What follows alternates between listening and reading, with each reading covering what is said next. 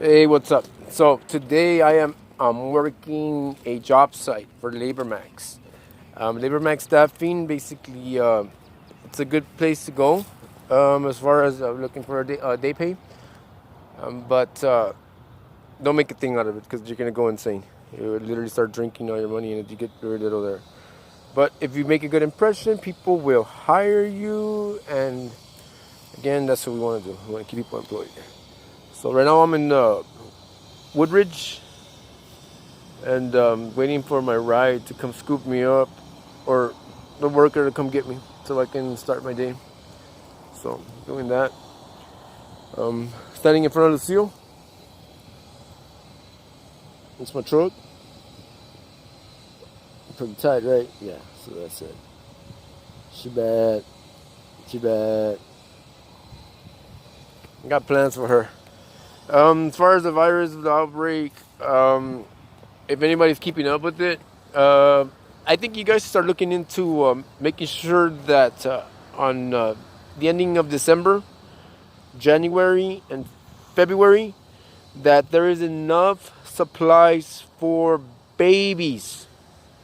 The whole world has been quarantined. They're at home. If you're wondering what happens in India, what happens in Iran, and those other Middle Eastern countries, they have nothing to do. So, you know what I mean? Things get a little kinky. So, if anybody's out there to say, and you're picking up my messages, look into baby supply. Make sure that they have their needs met and they can be covered. There's actually not enough obstetricians to deliver all these babies, because we are going to have an influx of babies. So, other than that, global warming, basically it's been proven already. Somebody that I used to know said that global warming doesn't exist because it's not written in the Bible. Donald Trump and other than them, they pretty much said that it doesn't exist or whatever. Well, the meteorologists, aren't fucking stupid. They know what they're seeing. And they're pretty much making a pretty thorough assessment that, hey, you know what, like, we are literally trashing the shit out of the planet. Now, me, I'm a V8 lover, gotta love it. So it's kind of hard for me to let go of V8. I really don't advocate that. But I kind of like been studying history, basically, strategic geopolitical alignment, wars, and all that shit. So I think I know how we can bypass World War III.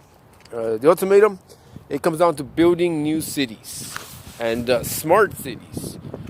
These cities are basically for the malcontent, the misplaced. Instead of them migrating to the United States or Europe, they can just basically go to their own city. And we make them smart cities so there's no access to plutonium, which means that they don't use nuclear power. So, it's a go, given. I mean, you go back on the functioning of society as far as the trends go, you're going to see a lot of exploitation, especially when it comes down to minorities. And I'm not trying to exclude anybody on that one, just general class. But, when you're looking at basically what a person's, how much they spend, how much they accumulate through a year, you're looking at a massive class divide. And, if you're part of that class, which is ultimately going to come down to a lack of education or a bad education, you're going to be pretty upset. And you might want to leave, So, to me, that's a solution. It's basically, There's a lot of bias in the United States. There's a lot of, it's everywhere. There's exposure to westernization. With little resources to actually, acquire the products and services that are being advertised. And contempt for leadership is always going to develop. You can curve all of that, by just generally building new cities, smart cities, centralized industry in a city. You generally provide, you produce everything, not like we have on our oil-based economy, where basically it's a Frankenstein project in everything that we do. But, if you centralize industry, you have vertical farming, where basically you make all the, everything from provisions to, to general, to the materials. And then you expedite them to the colony, basically through a northeast southwest system. In other words, it sprouts across from the center using maglev technology. And other modes of transportation could be clean energy. So basically, there's very little footprint, left on the environment.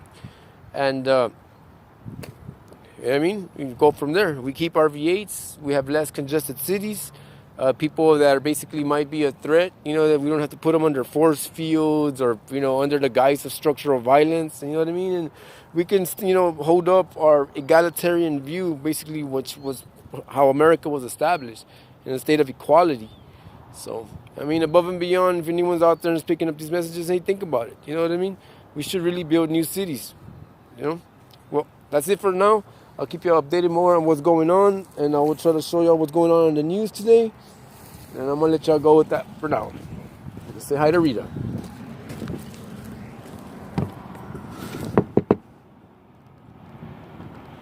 She's freaking mad at me because I scared the shit out of her yesterday.